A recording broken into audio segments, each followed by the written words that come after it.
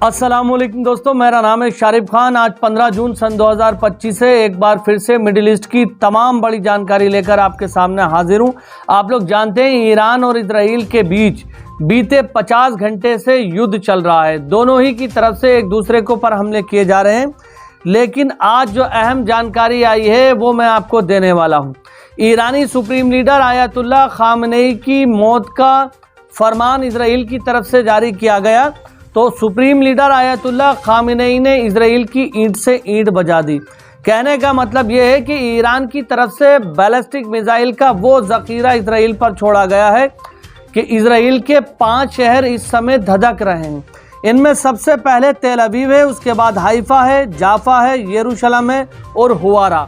ये इजराइल के 5 वो शहर हैं जहां पर बड़ी तादाद में आबादी रहती है और इजराइल के मिलिट्री के इक्विपमेंट वहां पर रखे हुए हैं। ईरानी IRGC का दावा है कि हमने बड़ी तादाद में इजराइल की सैन्य ताकत को मिट्टी में मिला दिया है। वहीं साथ ही साथ ये भी बताया जा रहा है कि इजरायली कैबिनेट के अंदर ईरानी सुप्रीम लीडर आयतुल्लाह खामनेई को लेकर ये कहा गया है कि ईरानी सुप्रीम लीडर को निशाना बना सकती है इजराइल की फौज। अब बार बार इस चीज़ को सोशल मीडिया पर और टीवी पर यह दिखाया जा रहा है कि इजरायली मोसाद ईरानी सुप्रीम लीडर को किसी भी वक्त टारगेट कर सकती है। तो इसका जवाब देते हुए ईरानी सुप्रीम लीडर ने कहा है कि इजराइल तो बहुत पहले से चाहता है कि सुप्रीम लीडर को निशाना बनाए, लेकिन ऐसा करना इजराइल के बस की बात नहीं। जहां एक तरफ बेंजामिन नेतन्याहू ईरानी हमलों के डर से बंकर के अंदर जाकर छुप जाता है, और ये भी खबर सुनने में आती है कि एक प्लेन को लेकर वो देश छोड़कर जा चुका है। अब कौन सी जगह गया है वो आप लोग जानते हैं कि वो अमेरिका के सिवा कहाँ जाएगा।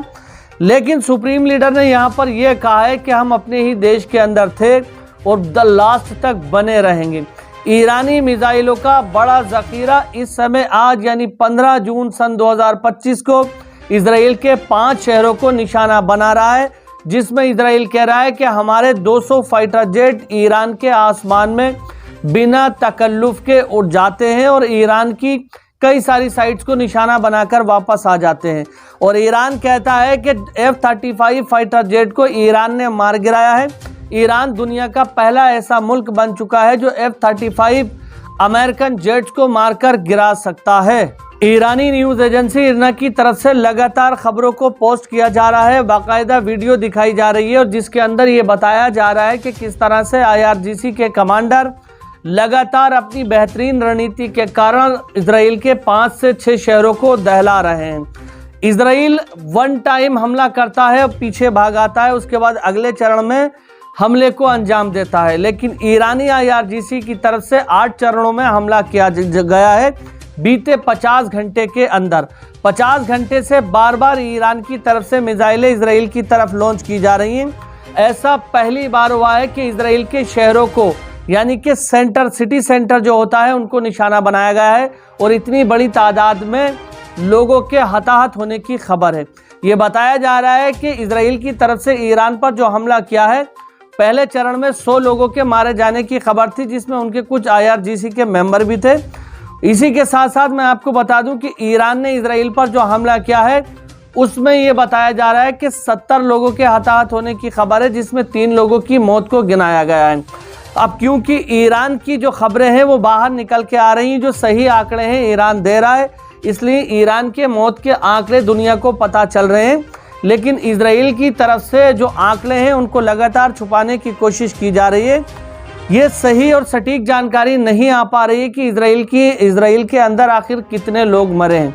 यकीनन आपने अलग अलग चैनल्स पर यह देखा होगा कि कोई कितनी मौतों की पुष्टि कर रहा है, कोई संख्या कम बढ़ती बता रहा है, लेकिन सटीक जानकारी अभी तक इजराइल से नहीं आई है। यकीनन इतना तो तय है कि ईरानी मिसाइलों के हमले में इजराइल का काफ़ी नुकसान हुआ है।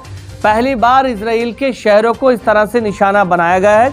इससे पहले भी ईरान ने इजराइल पर हमला किया था, लेकिन उसमें सिटी सेंटर्स को और ऐसी जगहों को निशाना नहीं बनाया था। अब दोस्तों, इसके आगे का क्या अपडेट है ये अगली वीडियो में मैं आपको बताने वाला हूं। अगर आप हमारे चैनल पर पहली बार आए हैं तो चैनल को सब्सक्राइब करके बेल आइकन पर ऑल का बटन जरूर सेलेक्ट कर लें, क्योंकि आज से यानी 15 जून से पल पल की अपडेट आपको मिलती रहेगी।